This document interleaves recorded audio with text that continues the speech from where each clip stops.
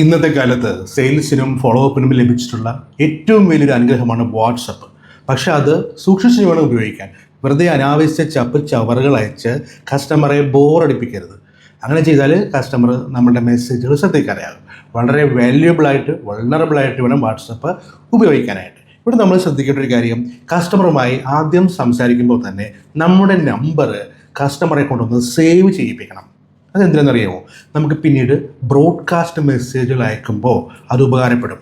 നമ്മുടെ number save ചെയ്തിട്ടുള്ള ആൾക്കാർക്ക് മാത്രമേ നമ്മൾ അയക്കുന്ന ബ്രോഡ്കാസ്റ്റ് മെസ്സേജസ് കിട്ടത്തുള്ളൂ. ഇപ്പോൾ മെറ്റ വഴി ബൾക്ക് മെസ്സേജിങ് ചെയ്യുമ്പോൾ ഒരു ബാധകമല്ല. പക്ഷേ എപ്പോഴും ഏത് സാഹചര്യത്തിൽ നമുക്ക് മെറ്റ ഡിപ്പെൻഡ് ചെയ്ത് വാട്സപ്പ് അയക്കുക എന്ന് പറഞ്ഞാൽ പ്രാക്ടിക്കൽ അല്ല. അത്യാവശ്യം ചെറിയൊരു ഗ്രൂപ്പിനൊക്കെ വേണ്ടിയിട്ട് ബ്രോഡ്കാസ്റ്റിംഗ് ആണ് ബെറ്റർ. ഫോർ എക്സാമ്പിൾ, നമ്മുടെ കസ്റ്റമേഴ്സിൽ ഒരേ പ്രോബ്ലം ഫേസ് ചെയ്യുന്ന ഒരു 15 പേരുണ്ടെങ്കിലും അവരെ ചേർത്തുകൊണ്ടൊരു ബ്രോഡ്കാസ്റ്റ് ഉണ്ടാക്കാം. എന്നിട്ട് അവർക്ക് വേണ്ട ഒരു വാല്യൂ അഡീഷൻ കിട്ടുമ്പോൾ, ഒരു ഇൻഫർമേഷൻ കിട്ടുമ്പോൾ അത് അവർക്ക് കൊടുക്കാനായിട്ട് ആ ബ്രോഡ്കാസ്റ്റിൽ അയച്ചാൽ അത് നമുക്ക് അത്രയും സമയം അവിടെ ലാഭിക്കാം. മനസ്സിലായില്ലേ?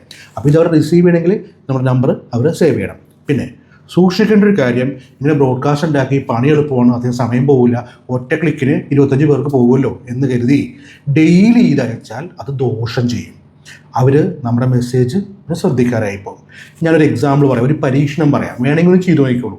നിങ്ങളുടെ ഒരു 15-20 നല്ല ഫ്രണ്ട്സിനെയോ പരിചയക്കാരെയോ റിലേറ്റീവ്സിനെയൊക്കെ ചേർത്തുകൊണ്ട് നിങ്ങൾ ഒരു ബ്രോഡ്കാസ്റ്റ് ഉണ്ടാക്കും. ആ ദിവസം നിങ്ങൾ എന്തെങ്കിലും നല്ലൊരു വീഡിയോ എന്തെങ്കിലുമൊക്കെ ഒന്ന് അയച്ചു നോക്കുക. എന്നിട്ട് ചെക്ക് ചെയ്യുക, എത്ര പേര് കണ്ടു ചെക്ക് ചെയ്യുക. മോസ്റ്റ് പ്രോബബ്ലി എല്ലാവരും കണ്ടിട്ടുണ്ടാവും. അടുത്ത ദിവസം അയക്കുക, ഒരു 2-3 പേര് കുറയും അത് വ്യൂ ചെയ്തവരിൽ. ഒരു 10 അയച്ചു കഴിഞ്ഞാൽ 2-3 പേരെ ഒടുവിൽ വ്യൂ ചെയ്യത്തുള്ളൂ. ഇത് പരീക്ഷിച്ച് നോക്കി നിങ്ങൾക്കറിയാം.